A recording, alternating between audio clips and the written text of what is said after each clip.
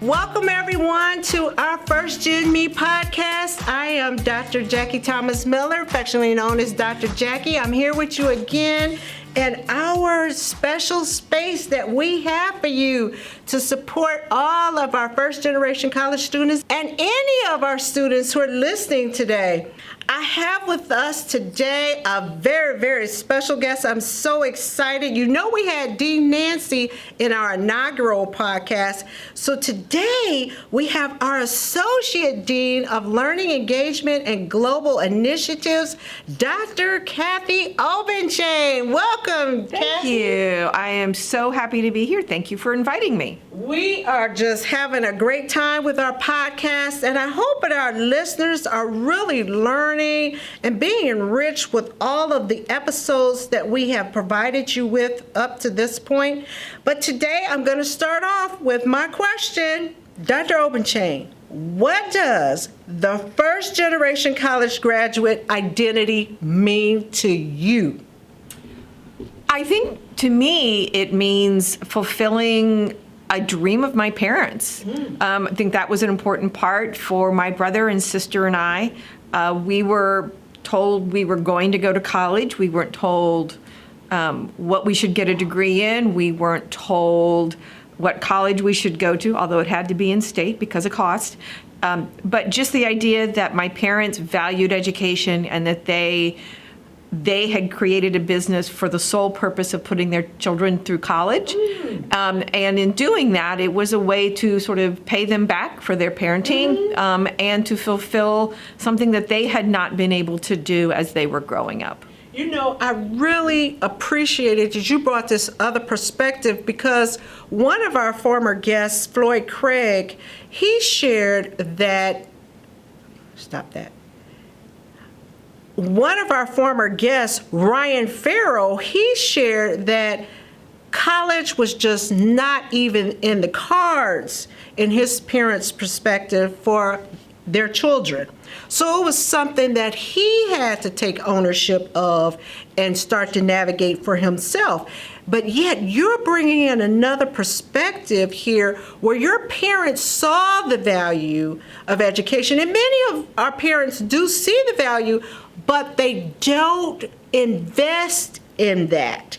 Whereas your parents did. Your parents said, I want my children to have what I didn't have. I'm going to make sure that I provide whatever they need to follow this pathway. So can you talk about, was that weighing heavy on you as first gen in your family? Did that weigh heavy on you and say, man, I got to go to college?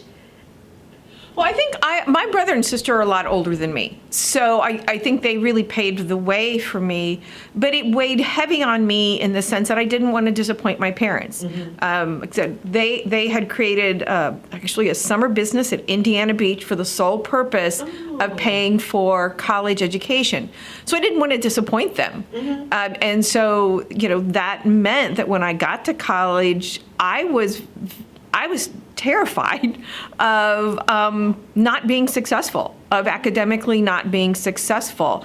Not that my parents would be angry with me or anything like that, but I knew I knew how important this was to them. I knew that for them, they thought that a college education would open a lot of doors that a high school education, just a high school education, would not open. And so they wanted there to be more opportunities.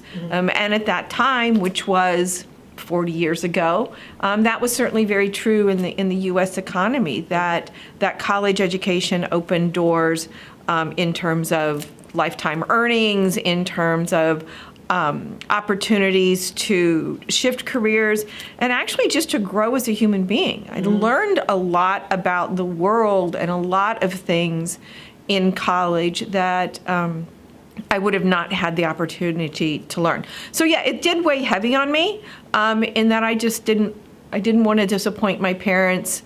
I didn't need them to be proud of me necessarily, although that's always nice.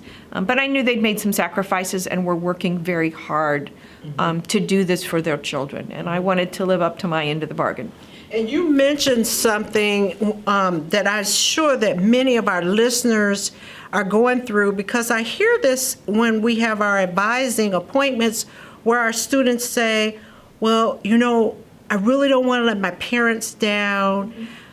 At what point did it transfer from a parent's dream to your dream? Oh, that's a really good question. I think I did want to go to college. Because I was at a high school where a lot of my classmates were going to college, and and there were a high number of students from that high school who went on to college to a variety of places. And I think it was something that most of us saw as the next step in our lives. So I was never resistant to it.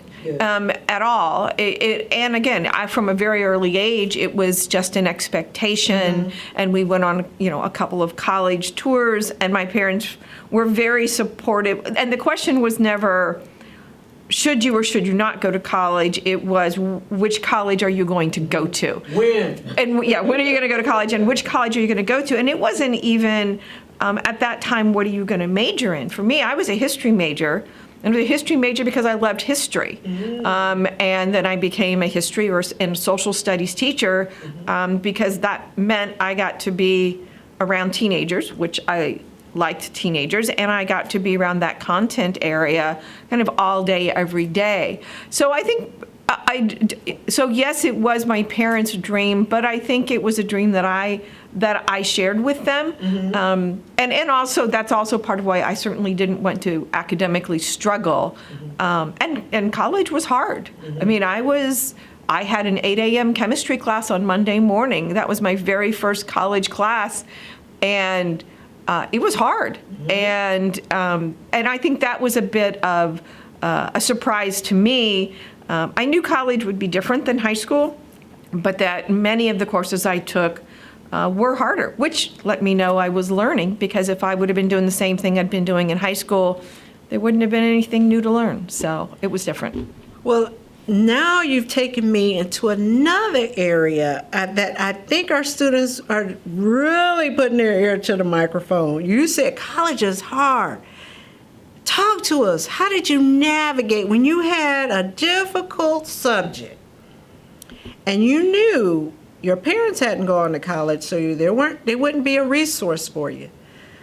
But what did you have all the resources that we have here at Purdue University and here in the College of Education, where you could go for academic support? What did you do when you were going through those little episodes of, whoo, this class is a nightmare? Well, we didn't have. It was a very small college. So the supports that we have here in the College of Education with our academic advisors within the college, our student groups, and support across campus, that really wasn't available at that college at that time. But what I did do, I was never ashamed to ask for help. So for my 8 a.m. chemistry class, I went to my professor's office hours every single week. And took very specific questions. It wasn't a case of, I don't understand what's going on. It was, I'm really struggling with this particular homework assignment. I don't understand this particular question, or I don't understand how how you go from this particular piece of content to this particular piece of content. And he was great and really helpful, so I asked for help. My roommate at the time had already taken a chemistry class, so she also helped me. So I think even though we didn't have the formal structures that we have at Purdue, I think I wasn't ashamed to ask for help. And actually, I thought it was the smart thing to do, is if you don't know how to do something, you ask somebody to help you. Not do it for you, but ask them for help. And that's what my teachers had done when I was in high school. If I didn't understand something, my teachers would help me. So it made sense to me at college to ask my teacher for help. And so I just showed up and asked people for help. That is excellent. Excellent advice. Ask for help. And also in one of our former podcasts, one of our faculty members, Wanju, talked about Make sure that you reach out to your faculty members, build that community within them, because they can be a valuable mentor to you. And you talked about building that village within your campus community while you were there. And we really appreciate the value that you have added to the conversation, because you have shared with our students how you can not only fulfill your parents' dream, but your own dream. You really shared some great, valuable nuggets on how to navigate college when you're struggling with a course, because we hear it all the time as academic advisors. And we just want our students to know that we're here for you in the College of Education. As our Associate Dean, Dr. Obenchain, said, she's going through it. So you're not going through anything that any of us as first-generation college graduates have not gone through. So know that we're a good resource for you. Continue to tune in to our First Gen podcast. And as always, I am Dr. Jackie. My email address is jthomasm@purdue.edu. Please visit our advising team on the 3rd floor of Baring Hall. We are here for you. Thank you for joining us today. And again, create a magnificent day.